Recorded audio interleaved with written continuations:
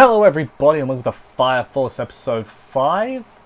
5, yeah, 5 anime review. Dealing with the 5th. That's not the title of the episode, that was just my given title. I guess they started to... You know what? This was still a pretty good episode, you know.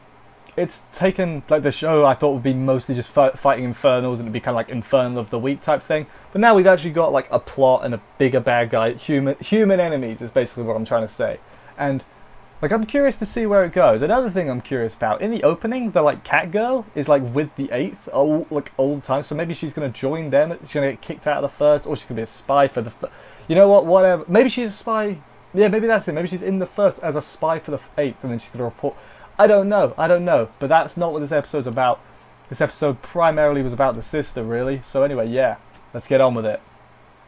So we start with a flashback of the sister, and wouldn't you know it, that the leader of the 5th, old princess, she's there too, and they were both sisters together at the church. What I'm thinking is, the church burned down, maybe one of them caused it, or maybe it was just, you know, an accident, or maybe it was an inferno, or maybe it was one of the bad guys. You know, somehow the church burnt down, most of them died, only these few survived. It's basically what I'm assuming. So she's crying in the prayer room with not very many clothes on. That's a very necessary part of the plot, by the way. Shinra walks past and he's like, huh, boobs. But then he's like, oh wait, no, she's actually crying. Asks her if something's up, and she's like, no, I'm fine, really. You know how it goes. She doesn't tell her, but he can tell. Okay, well, she's obviously not fine. But yeah, then the captain tells them all they're going to investigate the 5th. They're all on the roof at this point. The captain's balancing. The glasses dude's got a weird hat. There's other stuff going on as well. Arthur is threatening a bird. You know, they're not the most organised group. My note is just this meeting is a shambles, and that's accurate, I think. But then the glasses dude just shoots Shinra, like shoots him in the leg with a gun, like an actual gun. But they basically did this just to explain his power, which he uses to like make it so guns are better or worse, I guess. He messes with the bullet fire or something. I didn't understand it too much. I was like, okay, cool, you can make bullets non-lethal. Or you could just use a blank, you know? I don't want to be that guy, but that seems a little bit more efficient and effective, but what do I know? Also, at the end, the captain tells Shinra all about Princess, what she is, and all that. So, yeah. But hopefully nothing goes wrong. What could possibly go wrong? Let's find out what could possibly go wrong. So then we go to the princess and the 5th, and they're testing on that infernal they captured. And then I think they either killed him or they didn't kill him, or he shows up later. Don't know if it's the same guy. But they're testing on him, and it's like, oh, that's not very humane. I mean, I get that he's not really a human anymore, but you know what I'm saying.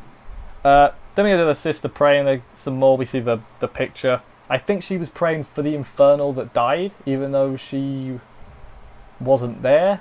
Does that make sense? Maybe I'm just looking way too much into that scene and she was praying for something different. I don't know. Shinra asks Arthur if he knows anything. Maki busts in and is like, hey, the sister's gone missing. Oh no. She's gone to the 5th space. She just goes in and is like, speaks to Princess. Basically says, please stop doing bad things, you know. Princess then burns all her clothes. Again, very necessary to the plot. Actually, to be fair, they do kind of explain that, like, no, she hates looking at the habit and everything. She used to be one. I guess it reminds her of everything. And then she's like, there's no God because we'll die and all that. I think that's what she was saying. You know, that's a... I mean, we can pretend that that's a logical reason, but really it was just like, hey, boobs! I don't care. Fan service is not a thing that bothers me too much. Chokes her a bit as well, and then she's like, you'll be the bait for the 8th. Bait for the 8th. Blimmin' hell, that's hard to say. You know, so we can wipe them out. But surprise, they're already here. Don't know how they found her so easily. Intuition. Up next, we basically just have big old fights. So Shinra and Arthur go ahead while Maki and the glasses dude, haven't learned his name yet, I'll work on it, do some fighting. But my notes are just they do some cool things because, you know, I don't know out fights often. So, but yeah, they do some cool things. Arthur runs into an old man with a big infernal, like is his test subject or whatever. The other two meet a guy who has bubblegum explosions. That was pretty cool. Basically just showing off all these cool powers is basically what this part was. They defeated him by ricocheting bullets in. Like, they knocked it there so it was there on the floor, like here, and it was like... exactly like that. I hope I didn't knock the mic then. yeah, then they fight some blonde triplets, but that also happens off screen, and they're not triplets. There's like millions of them, but that's fine. Arthur fights the Infernal, and he's getting destroyed, but then he swaps his sword hand and he just wrecks him. Like, I don't know if he was just being like doing the bit, and he's like, ah, now I'm got my true strength, or if he was like legitimately like confused, like he's got a second personality or something. My gut is telling me he was just doing a bit, and then he was like, haha, you never stood a chance against me. That's just what my gut's telling me, but I could be wrong. What else? What happened next? Yeah, he wins. Blonde Trio's defeated.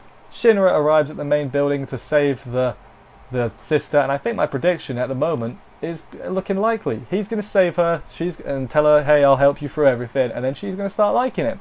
See, plot, or that's what I predicted last week. So I'm confident in my prediction so far.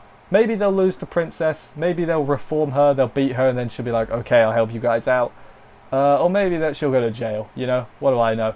But yeah, this episode was sort of set-up-y, despite there was a really cool fight. I feel like we're going to get a bigger fight next week with Shinra and the Princess. Or maybe this is going to end in a draw, and, we'll resolve this situation another day. I don't know. Yeah, but anyway, I hope you enjoyed this video. I enjoyed it because I'm just talking, Talking is something I'm good at. I enjoyed watching the anime too. If you enjoyed this video and want to watch more reviews, subscribe and stuff. There's loads. I don't know why I'm pointing. I don't do those circle things. So yeah, thank you for watching, everybody. Join me next week for another episode, and I will see you then. Bye, guys.